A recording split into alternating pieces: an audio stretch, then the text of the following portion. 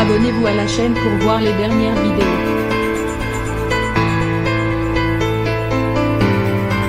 L'anti-cerne est le produit maqueux à se procurer absolument pour camoufler les signes de fatigue.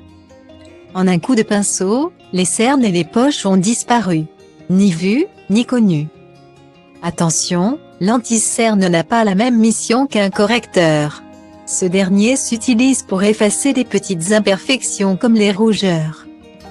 Alors que l'anti-cerne est un produit riche en pigments, composé parfois d'actifs soins, la caféine pour la circulation du sang, l'hydrolat de bleuet pour son action décongestionnante, la niacinamide pour réduire l'aspect des cernes bleus, qui se dispose sur le cerne pour le faire disparaître. Il permet aussi d'illuminer un regard fatigué.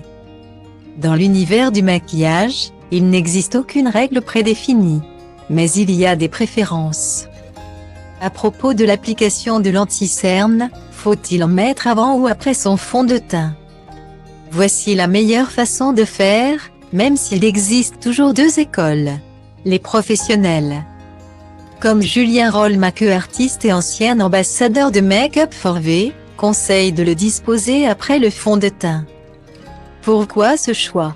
Appliqué avant, l'anti-cerne risque de migrer vers l'œil et les ridules lors de l'application du fond de teint. Résultat, il sera moins couvrant au niveau des cernes. Ce n'est pas le résultat recherché. La bonne démarche à suivre est d'abord d'unifier son teint avant de corriger les signes de fatigue avec un anti-cerne. Choisir son anti-cerne est tout un art, la couleur est la première difficulté. Pour les cernes bleutées, un anti-cerne rosé est plus adapté, alors que pour les violacés, il est préférable d'en choisir un beige. Quant aux cernes grisâtres, une teinte abricot est recommandée. Il faut veiller à ce que l'anti-cerne soit plus clair que la peau du visage. Ainsi, il apportera de la lumière au regard. À propos de la texture, stick, crème, liquide, tout dépend de vos envies. Les anti-cernes haute couvrance sont parfaits pour vraiment dissimuler les cernes. Après avoir sélectionné l'anti-cerne parfait, voici comment bien l'appliquer sur des cernes marquées. Les pros recommandent la technique du triangle. Appliquez votre anti-cerne sous votre œil, en descendant en pointe vers la pommette. N'hésitez pas à insister sur le coin de l'œil, la zone la plus foncée. Fondez la matière avec un pinceau ou une éponge pour un effet second de peau. Mission réussie.